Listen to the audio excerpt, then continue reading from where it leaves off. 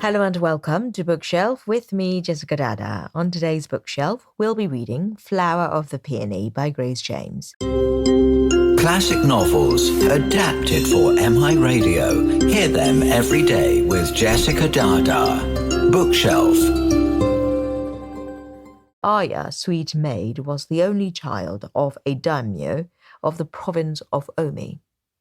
Mother had she none, and her father was a noble lord and a warrior.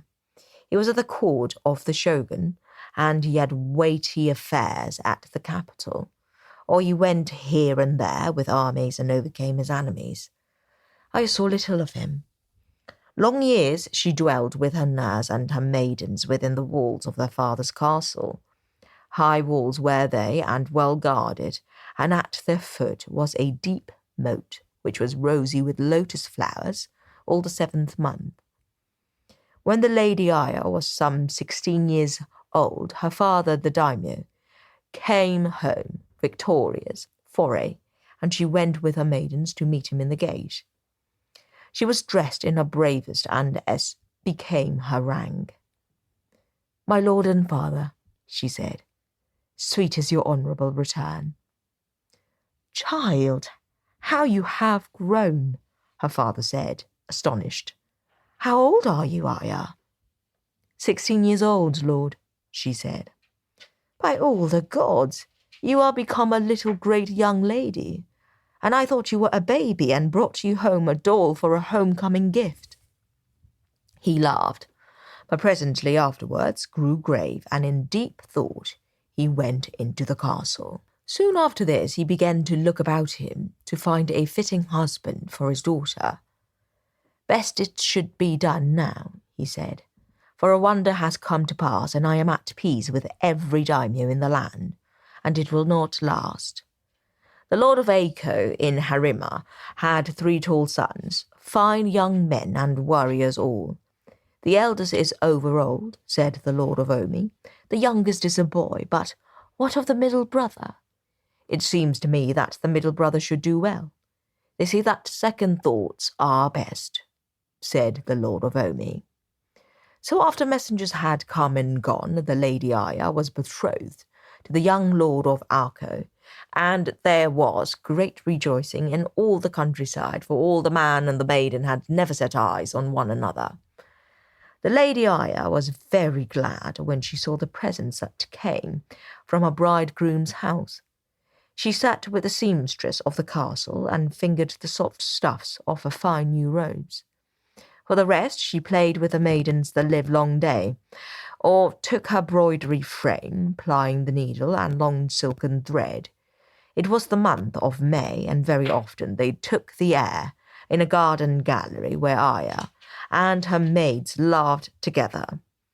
And sometimes they spoke of the young lord of Ako, and how brave and beautiful he was, how skilful in art and in war, and how rich.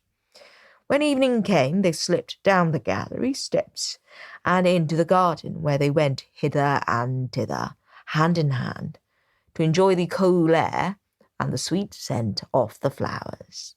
One night the Lady Aya walked in the garden according to her wont. The moon rose round and silver. "Ah me," sighed one of the maidens, "the moon is a lovelorn lady. Look how pale and wan she goes, and even now she will hide her eyes with a long sleeve of cloud." "You speak sooth," returned Aya. "The moon is a lovelorn lady, but have you seen her faint sister, who is sadder and fairer than she?" "Who, then, is the moon's sister?" asked all the maidens at once. Aya said, "Come and see. Come." With that she drew them along the paths of the garden to the still pond, where were the dancing fireflies and the frogs that sang musically, holding each other's hands. The maidens looked down into the water, and one and all they beheld the moon's sister, and they laughed softly together. While they played by the water's brim, the Lady Aya's foot slipped upon a smooth stone, and most assuredly she would have fallen into the pond, but all of a sudden a youth leapt forward out of the sweet secrecy of the night and caught her in his arms. For a moment all the maidens beheld the glimmer of his garments, then he was gone.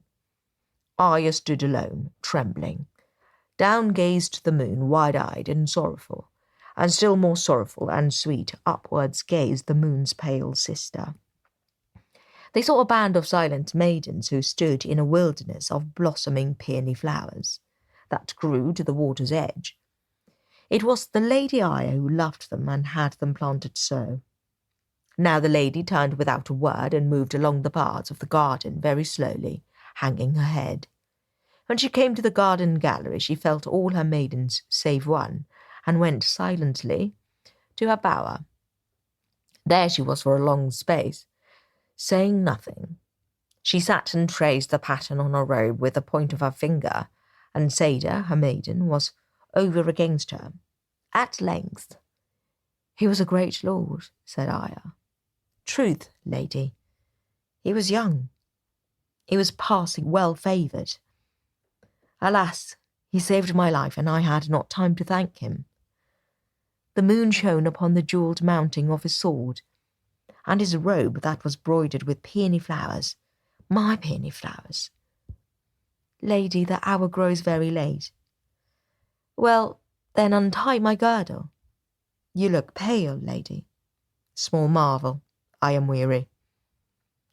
"Lady, what of the young lord of Arco?" "What of him?" "Why, I have not seen him. Enough let me know more of him."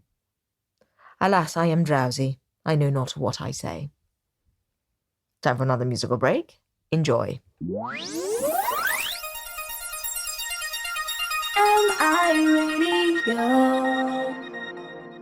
After this night, the Lady Aya, that had been so fresh and fair and dancing gay as a wave of the sea, fell into a pale melancholy. By day she sighed, and by night she wept. She smiled no more as she beheld her rich wedding garments, and she would not play any more with her maidens upon the garden gallery. She wandered like a shadow, or lay speechless in her bower. And all the wise men and all the wise women of that countryside were not able to heal her of her sickness. Then the maid Seda, weeping and hiding her face with her sleeve, went to the lord of the house and told him of the moonlight adventure and the fair youth of the peony bed. "Ah me," she said, "my sweet mistress pines and dies for the love of this beautiful young man." "Child," said the daimyo, "how you talk! My daughter's garden is well guarded by walls and by men-at-arms. It is not possible that any stranger should enter it. What, then, is this tale of the moon and a samurai in peony garments and all manner of other foolishness? And how will such a tale sound in the ears of the lord of Arco?" But Seda wept and said, "My mistress will die. To fight in the field, to flatter at court, and to speak in council, all these are easy," said the daimyo. "But persevere me. But preserve me from the affairs of my women, for they are too hard for me."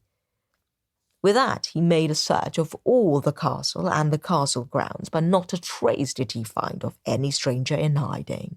That night the Lady Aya called piteously for the cooler air, so they bore her out onto her garden gallery, where she lay in Osada's arms. A minstrel of the household took his biwa, and to soothe her he made this song. "Music of my lute, is it born, does it die? Is it truth or a lie? Whence, and where? Enchanted air? Music of my lute is mute. Sweet scents in the night, do they float, do they seem? Are they essence of dream? Or thus are they said, the thoughts of the dead? Sweet scents in the night, delight." Now while the minstrel sang and touched his instrument, a fair youth stood up from the rosy sea of peonies by the pond. All there saw him clearly, his bright eyes, his sword, and his dress broidered with flowers. The Lady Aya gave a wild cry and ran to the edge of the garden gallery, holding out her white arms. And immediately the vision passed away. But the minstrel took up his biwa once more and sang, Love more strange than death? Is it longer than life? Is it hotter than strife? Strong, strong and blind, transcending kind. Love more strange than death or breath. At this, the mysterious Knight of the Flower stood once again straight and tall, and his shining eyes were fixed upon the Lady Aya. Then a gentleman of the company of the daimyo, who was a mighty man of war, drew his sword forthwith, and leaped down amongst the peonies to do battle with the bold stranger that so gazed upon his master's daughter. And at that, a cloud drew across the moon's face as if by fairy, and of a sudden a great hot wind blew from the south.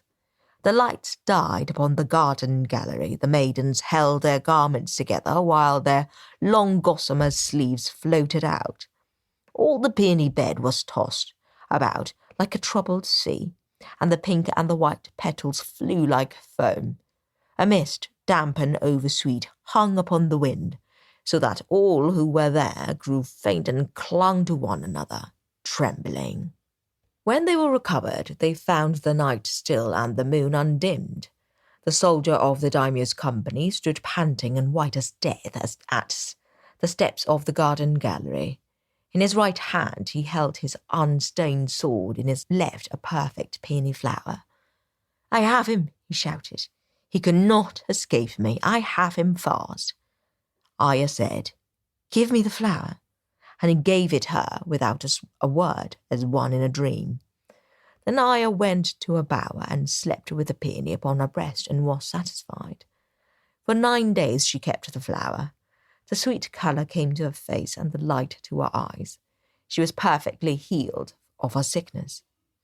She set the peony in a bronze vase, and it did not droop or fade, but grew larger and more lovely all the 9 days.